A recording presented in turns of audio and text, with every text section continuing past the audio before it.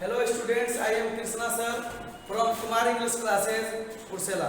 आज मैं आप सभी को प्रेजेंट इंडेफिनिट टेंस का जो कॉन्सेप्ट होता है, आज मैं उन सभी के बारे में बताऊंगा कि प्रेजेंट इंडेफिनिट टेंस के अंतर्गत कौन कौन सा सेंटेंस को हम पढ़ते हैं और कौन कौन सा सेंटेंस को कैसे बनाया जाता है। प्रेजेंट इंडेफिनिट टेंस का हर वो कॉन्सेप्ट मिलेगा, ठीक ना, जो प्रेजेंट इंडेफिनिट टेंस के अंतर्गत आता है। उनमें से सबसे पहले तो आप इस बात को ध्यान रखें कि हमने पिछले बताया है, पिछले वीडियो में, कि टेंस जो है वह दो ही प्रकार का होता है।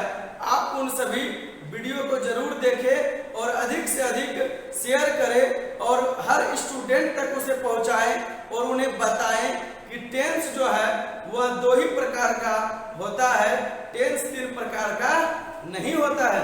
आज हम उसी टेंस में पहला टेंस के बारे में पढ़ेंगे जिसका नाम है प्रेजेंट इंडेफिनिट टेंस, जिसका नाम है present indefinite tense. Present indefinite tense का पहचान कहा जाता है कि जिन हिंदी वाक्यों के क्रिया के अंत में ता है, ती है, ते हो, ताहू लगा रहे, वह वाक्य प्रेजेंट इंडेफिनिट टेंस कहलाता है। लेकिन यह बात को याद रखें कि सिर्फ पहचान को देख लेने से आप प्रेजेंट इंडेफिनिट टेंस के बारे में नहीं अच्छा से कॉन्सेप्ट आपका क्लियर हो पाएगा, क्योंकि यह पहचान कहीं ना कहीं गलत साबित हो जाता है। तो गलत साबित कैसे होता है, उन सभी बातों पर भी आज हम चर्चा करेंगे। सबसे पहले तो हम यह जान लेते हैं कि प्रेजेंट इंडेफिनिट टेंस के अंतर्गत हम कौन कौन सा प्रकार का सेंटेंस हम पढ़ेंगे।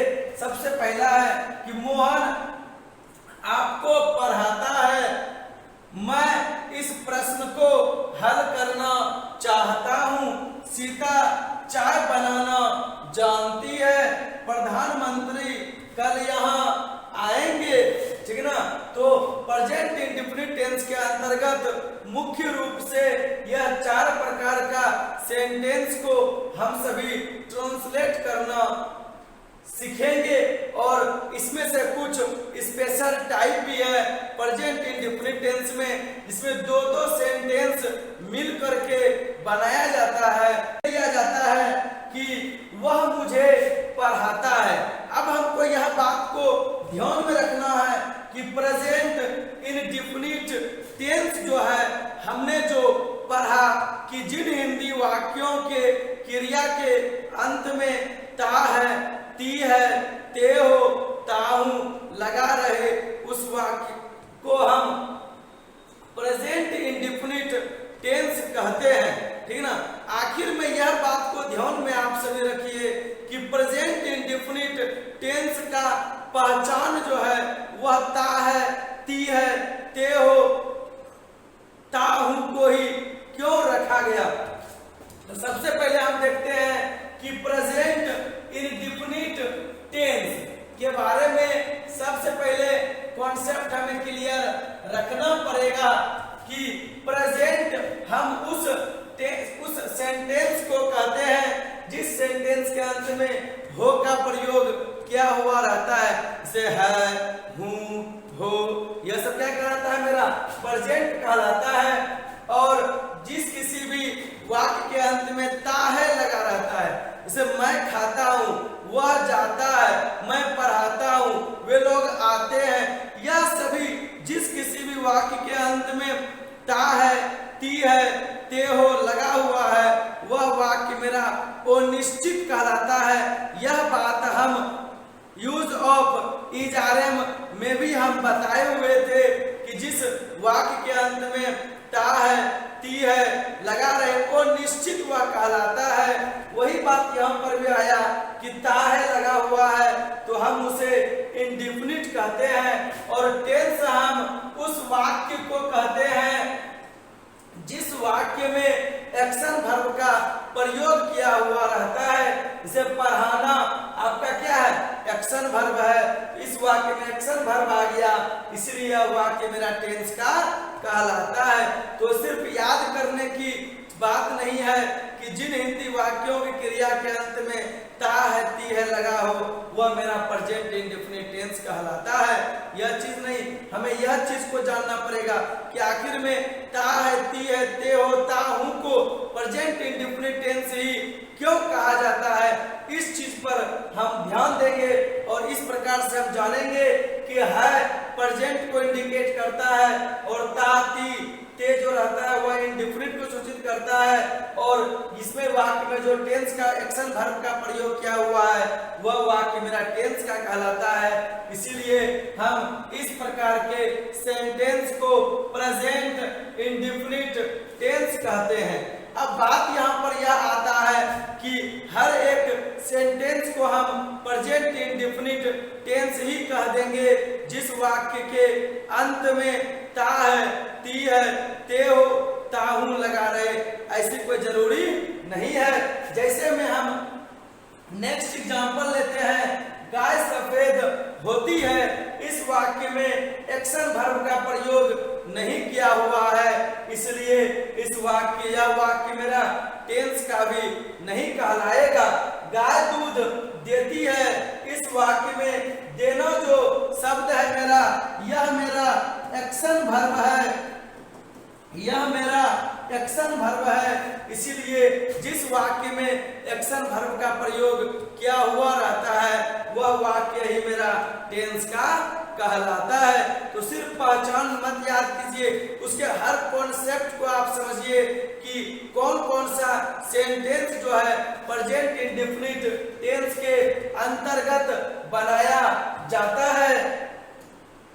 फिर हम सभी नेक्स्ट आ जाते हैं प्रेजेंट इंडेफिनिट टेंस का स्ट्रक्चर में। उनका सबसे बेसिक स्ट्रक्चर हो जाता है subject plus V1 plus object, subject plus V5 plus object. हमें याद रखना है कि V1 को प्लूरल कहते हैं, हमने बताया भी था V1 को प्लूरल कहते हैं और V1 का नाम प्रेजेंट टेंस कहलाता है। V5 को हम सिंगुलर कहते हैं और V5 को भी हम प्रेजेंट टेंस कहते हैं। अब याद रहे, यदि सब्जेक्ट आपका सिंगुलर है तो वर्ब आपका सिंगुलर लगेगा, और यदि सब्जेक्ट आपका प्लूरल है तो वर्ब आपका प्लूरल लगेगा। यह सब्जेक्ट वर्ब एग्रीमेंट का रूल है। हम सब्जेक्ट वर्ब एग्रीमेंट चैप्टर को भी पढ़ाएंगे, उनका भी हर एक कॉन्सेप्ट को हम क्लियर करेंगे, उस वीडियो को अपलोड करें। इसके लिए आप सभी इस चैनल को अधिक से अधिक शेयर करें और कमेंट करके बोले और बताएं कि हमें सब्जेक्ट वर्ब एग्रीमेंट पढ़ना है। आप सभी कमेंट कीजिए, जरूर हम सब्जेक्ट वर्ब एग्रीमेंट के चैप्टर को भी जरूर पढ़ाएंगे। अब यहाँ पर याद रहे कि आखिर में यह चीज हो गया कि subject plus V1 plus object, subject plus V5 plus object, तो किसके साथ में हम V1 लगाएंगे और किसके साथ में हम V5 लगाएंगे। यहाँ पर सबसे शॉर्ट तरीका में याद रखना है कि I, V, U, दे, दो या दो से अधिक नाम प्लूरल और द प्लस एडजेक्टिव लगा रहेगा तो उस वर्ड के उस वाक्य में हमें वर्ब के स्थान पर V1 का प्रयोग करना है। प्लूरल हमें पता है कौन सा नाउन कहलाता है, जब नाउन के अंत में s या es लगा हुआ रहता है वह नाउन मेरा क्या कहलाता है, प्लूरल कहलाता है। एक बात याद रहे, यहाँ पर हमने कहा था कि सब्जेक्ट सिंगुलर तो verb singular, but present indefinite tense में एक सब्जेक्ट आपका अपवाद में आता है जो आई सिंगुलर रहते पर भी वर्ब का पहला रूप का प्रयोग किया जाता है। चूंकि वर्ब वन मेरा क्या होता है, प्लूरल होता है, इसलिए इसे ध्यान में रखना है। फिर नेक्स्ट में आते हैं क्या, सिंपल सेंटेंस का स्ट्रक्चर हम सभी ने देख लिया। नेक्स्ट देखते हैं नेगेटिव सेंटेंस का structure. Subject plus do plus not plus V1 plus object, subject plus does plus not plus V1 plus object. याद रहे कि हमने पहले बताया था V1, V5 और नेक्स्ट आ गया आपका डू और डज। तो याद रहे यह चीज कि V5 का प्रयोग कौन कौन सा सब्जेक्ट के साथ करेंगे, ही, सी, इट, या एक नाम या सिंगुलर दिया हुआ रहेगा, उस वाक्य में वर्ब 5 का प्रयोग किया जाता है। फिर हम सभी नेक्स्ट पहले देख लेते हैं एक बार कि डू किसके साथ लगाएंगे। निगेटिव सेंटेंस में हमने देखा कि सब्जेक्ट प्लस डू या does plus not plus V1 plus object, वह तो आपका निगेटिव स्ट्रक्चर था। याद रहे कि आई, वी, यू, दे, दो या दो से अधिक नाम, प्लुरल या द प्लस एडजेक्टिव रहेगा, तो उस वाक्य में वर्ब का प्रयोग हमें डू का करना है। नेक्स्ट फिर देखते हैं निगेटिव सेंटेंस में सब्जेक्ट प्लस डू या does plus not plus V1 plus object, he, she, it या कोई एक नाम सिंगुलर रहे, तो उस वाक्य में V5 या डज का प्रयोग किया जाता है। एक बात को पॉइंट याद रखना कि निगेटिव सेंटेंस में नोट का जो प्रयोग है वह डू या डज के बाद किया जाता है। डू के बाद नोट लगेगा या डज के बाद नोट लगेगा, इसके लिए हमने नोट पॉइंट लिख दिया है। डू या डज को क्या कहा जाता है, ऑक्सिलरी वर्ब कहते हैं। नोट पॉइंट याद रहे, कोई भी पूछ देगा कि निगेटिव सेंटेंस में नोट का प्रयोग किसके बाद किया जाएगा, तो याद रहे कि नोट का प्रयोग कभी भी एक्शन वर्ब के साथ नहीं किया जाता है। पहला पॉइंट इसे याद रखना है हमें कि नोट का प्रयोग कभी भी एक्शन वर्ब के साथ नहीं किया जाता है। जैसे एग्जांपल को हम सभी देखेंगे, यदि हमने लिख दिया कि आई टीच नॉट यू, यह सेंटेंस आपका गलत हो जाएगा, क्योंकि हमने पहले बताया कि नॉट का प्रयोग कभी भी एक्शन वर्ब के साथ नहीं किया जाता है। चूंकि टीच का अर्थ होता है पढ़ाना और यह मेरा एक्शन वर्ब है, इसलिए इसके बाद नॉट का प्रयोग करेंगे तो गलत हो जाएगा। हमें यह बात को याद रखना है कि नोट का प्रयोग जो है वह निगेटिव सेंटेंस में नोट का प्रयोग हमेशा ऑक्सिलरी वर्ब के बाद किया जाता है। अब याद रहे हम कैसे पहचानेंगे कि इस सेंटेंस में कौन सा ऑक्सिलरी वर्ब है। याद रहे एक पॉइंट कि जब किसी वाक्य में दो या दो से अधिक वर्ब का प्रयोग किया गया हो तो जिस वर्ब के अंत में ना का प्रयोग किया हुआ रहता है वह मेरा एक्शन वर्ब कहलाता है, ठीक ना। और जो दूसरा वर्ब बच गया वह मेरा क्या कहलाता है, ऑक्सिलरी वर्ब कहलाता है, ठीक ना। जब किसी वाक्य में दो या दो से अधिक वर्ब का प्रयोग किया गया होगा तो जिसके अंत में ना लगा रहता है वह मेरा एक्शन वर्ब कहलाता है, और जो दूसरा वर्ब बच गया वह ऑक्सिलरी वर्ब कहलाता है। हमने बताया है कि ऑक्सिलरी वर्ब का संख्या 24 होता है और मुख्य रूप से ऑक्सिलरी वर्ब का संख्या 13 होता है। अब देख लेते हैं कि दूसरा नोट पॉइंट हमें क्या बता रहा है कि नोट का प्रयोग हमेशा ऑक्सिलरी वर्ब के साथ किया जाता है। समझ में आ गया ना कि नोट का प्रयोग कभी भी एक्शन वर्ब के साथ नहीं किया जाता है। नोट का प्रयोग हमेशा ऑक्सिलरी वर्ब, निगेटिव सेंटेंस में नोट का प्रयोग हमेशा ऑक्सिलरी वर्ब के बाद किया जाता है। जैसे में हमने I do not teach you लिख दिया, यह सेंटेंस मेरा क्या हो गया, सही हो गया, लेकिन यह सेंटेंस मेरा क्या हो गया, गलत हो गया। क्यों? क्योंकि यहाँ पर ऑक्सिलरी वर्ब है और यहाँ पर एक्शन वर्ब है। ध्यान देना है कि ऑक्सिलरी वर्ब के बाद ही मेरा नोट का प्रयोग किया हुआ है।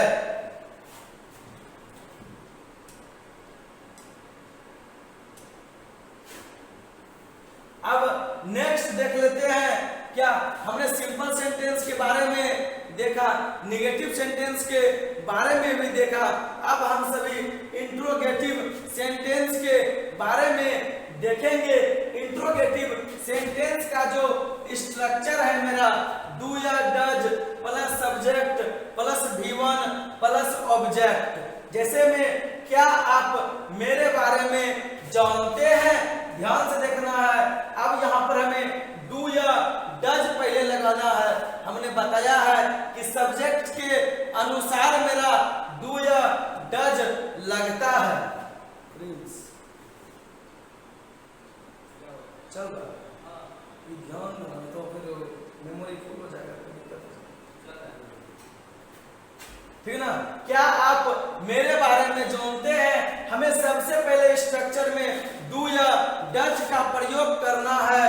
तो डू या डज का जो हम प्रयोग करेंगे वह सब्जेक्ट के अनुसार करते हैं। सब्जेक्ट मेरा इसमें आप का प्रयोग किया गया है, तो आप मेरा यू कहलाता है। यू के साथ हमने आप सबको बताया कि डू का प्रयोग होता है डू यू। उसके बाद जानना क्या हो जाता है नो, डू यू नो मेरे बारे में, अबाउट मी। हमने प्रीपोजिशन भी बताया हुआ है कि जब कोई व्यक्ति या वस्तु के बारे में हो तो उस वाक्य में प्रीपोजिशन अबाउट का प्रयोग किया जाता है। फिर हम सभी निगेटिव इंट्रोगेटिव सेंटेंस को देखेंगे। निगेटिव इंट्रोगेटिव सेंटेंस का स्ट्रक्चर जो है वो डू या does plus subject plus not plus V1 plus object. याद रहे, कोई भी पूछ देता है कि निगेटिव सेंटेंस में नॉट का प्रयोग ऑक्सिलरी वर्ब के बाद किया जाता है, लेकिन वही नॉट का प्रयोग निगेटिव इंट्रोगेटिव सेंटेंस में सब्जेक्ट के बाद किया जाता है। सब्जेक्ट के बाद किया जाता है। जैसे क्या लता अंग्रेजी नहीं जानती है, इस वाक्य में सब्जेक्ट मेरा लता है। हमने बताया था कि एक नाम रहेगा तो उसमें किसका प्रयोग करना है, डज का। सब्जेक्ट मेरा आ गया लता, डज लता। उसके बाद नोट लिखेंगे, उसके बाद V1 नोट नो देंगे। अब उसके बाद क्या है अंग्रेजी, यहाँ क्या लगा देंगे इंग्लिश लिख दिए, लिखे ना। Does Lata not know English. आया समझ में कितना इजी है। स्ट्रक्चर पर आराम से बैठाते रहिए और कई सारे सेंटेंस को बनाते रहिए, कहीं कोई दिक्कत नहीं होगा बनाने में।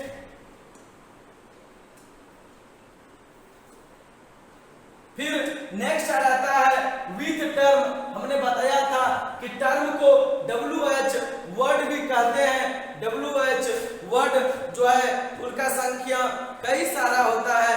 यदि आप सबको WH वर्ड का लिस्ट चाहिए तो आप सभी कमेंट जरूर करें। हम WH वर्ड का पूरा लिस्ट भी आप सबको बताएंगे कि कौन कौन सा WH फैमिली में वर्ड का प्रयोग किया जाता है। फिलहाल अभी हम विथ टर्म सेंटेंस को देखेंगे। टर्म प्लस डू या does plus subject plus V1 plus object. आप मेरे साथ बाजार क्यों जाते हैं, इस सेंटेंस में टर्म जो है वह मेरा क्यों होता है और क्यों का इंग्लिश क्या कहलाएगा मेरा वाई कहलाएगा। अब हमें डू या डज का प्रयोग करना है तो सब्जेक्ट के अनुसार सब्जेक्ट क्या है मेरा यू है, तो जिस कारण से यहाँ पर वाई डू यू सब्जेक्ट का प्रयोग कर दिए, डू डज का प्रयोग कर दिए। अब वर्ब का पहला रूप है तो जाना का इंग्लिश क्या होता है गो होता है। उसके बाद बाजार का लिखेंगे तो जब कोई व्यक्ति किसी की ओर जाता है तो उस वाक्य में प्रीपोजिशन टू का प्रयोग किया जाता है। बहुत अच्छे तरीके से प्रीपोजिशन को भी पढ़ेंगे, पूरा एकदम प्रैक्टिकली है प्रीपोजिशन। जब कोई व्यक्ति किसी की ओर जाता है तो उस वाक्य में टू का प्रयोग करते हैं। कहाँ जा रहा है वह मार्केट जा रहा है तो गो टू मार्केट किसके साथ तो मेरे साथ। जब कोई व्यक्ति किसी के इस प्रकार why do you go to market with मी।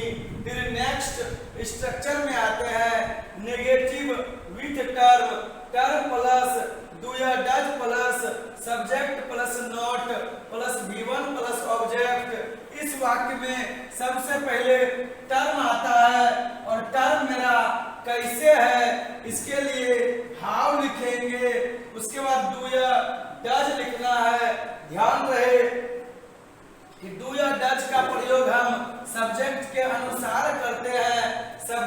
मेरा सैनिक है, सैनिक जो है यह प्लूरल कहलाता है, इसीलिए इसके साथ में डू का प्रयोग किया जाएगा। हाउ डू सोल्जर्स, याद रहे हाउ डू सोल्जर्स, सब्जेक्ट का प्रयोग हमने किया। उसके बाद नोट लगाएंगे, नोट का प्रयोग कर दिए। अब उसके बाद वर्ब का पहला रूप है सेवा करना, का इंग्लिश हो गया सर्व, उसका देश की, सर्व द कंट्री, क्या हो जाएगा इसका द कंट्री।